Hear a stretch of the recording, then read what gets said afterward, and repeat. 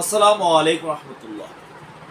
যে যেখান থেকে ভিডিওটি দেখছেন সবাইকে আন্তরিক মোবারকবাদ ও অভিনন্দন। বন্ধুরা, আজ আলোচনা করব সবর প্রসঙ্গে। চলুন মূল আলোচনায়। সবর এটি আরবি শব্দ যার বাংলা অর্থ ধৈর্য।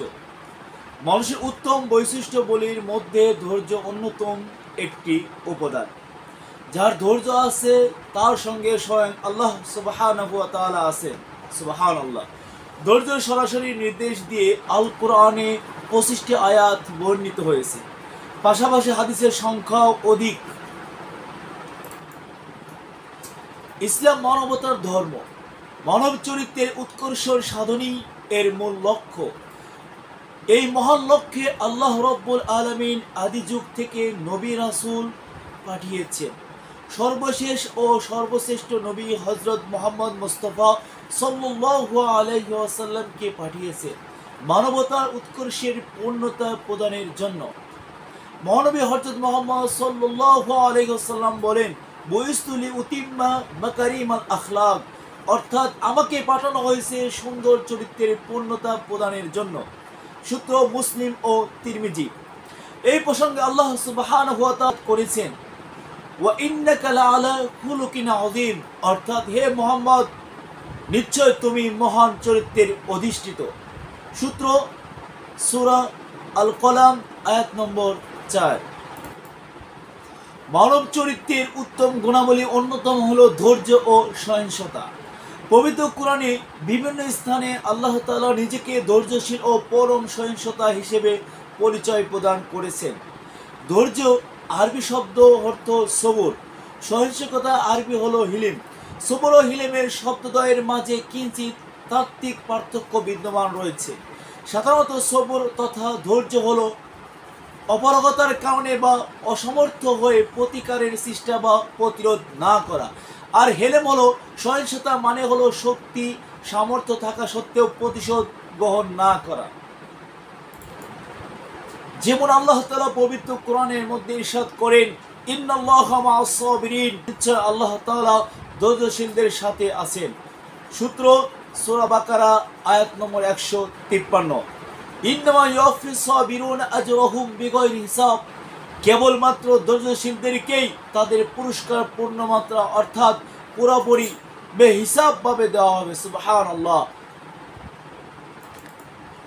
ধৈর্যশীলদের পুরস্কার। ধৈর্যশীলরা অর্জন করা যত কঠিন এবং পুরস্কারও তত বড়। মানুষের জীবনের প্রতিকূল ও পরিস্থিতি আসাটা স্বাভাবিক।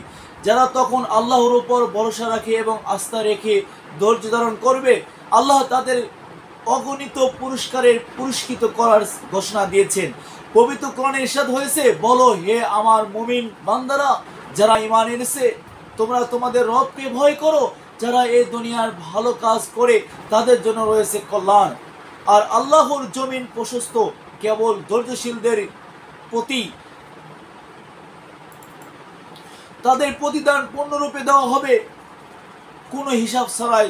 সূত্র সূরা আজ-জুমআ আয়াত নম্বর 10। অন্য আয়াতে মহান আল্লাহর ধৈর্যশীলদের জান্নাতের উপর উপহার দেওয়ার ঘোষণা দিয়েছেন। ইরশাদ হয়েছে, যারা তাদের রবের সন্তুষ্টি লাভের উদ্দেশ্যে ধৈর্য ধারণ করে, নামাজ কায়েম করে এবং আমি তাদের যে রিজিক প্রদান করেছি তা থেকে গোপনে ও প্রকাশ্যে ব্যয় করে এবং ভালো কাজের মাধ্যমে মন্দকে দূর করে, তাদের জন্য রয়েছে আখিরাতের শুভ পরিণাম, স্থানীয় জান্নাত সমূহে, যাতে তারা এবং তাদের পিতৃপুরুষগণ, তাদের স্ত্রীগণ এবং তাদের সন্তানদের মধ্যে যারা সৎ ছিল তারা প্রবেশ করবে। আর ফেরেশতারা প্রতিটি দরজা দিয়ে তাদের কাছে প্রবেশ করবে আর বলবে, শান্তি তোমাদের উপর, কারণ তোমরা ধৈর্য ধারণ করেছো, আর আখিরাতের এই পরিণাম কতই না উত্তম। সূরা রাদ আয়াত নম্বর 22 থেকে 24। দুনিয়াতে মানুষের বিপদ আসা স্বাভাবিক, কিন্তু পরম করুণাময় এর বিনিময়েও মুমিন বান্দাদের গুনাহ মাফ করে দেন। সুবহানাল্লাহ।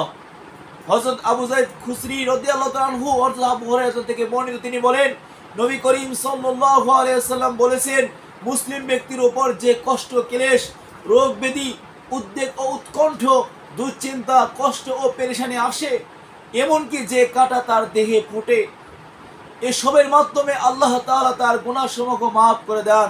সুবহানাল্লাহ। সূত্র বুখারী শরীফ। তাই মুমিনের উচিত যে কোনো পরিস্থিতিতে মহান আল্লাহর উপর পূর্ণ আস্থা রেখে ধৈর্য ধারণ করা, আল্লাহর কাছে সাহায্য চাওয়া। ইনশাআল্লাহ এর মাধ্যমে মুমিনের দুনিয়া ও আখিরাতে কল্যাণ হবে। আল্লাহ তাআলা আমাদের সবাইকে ধৈর্য ধারণ করার তৌফিক দান করুন, আমিন। আসসালামু আলাইকুম ওয়া রাহমাতুল্লাহ।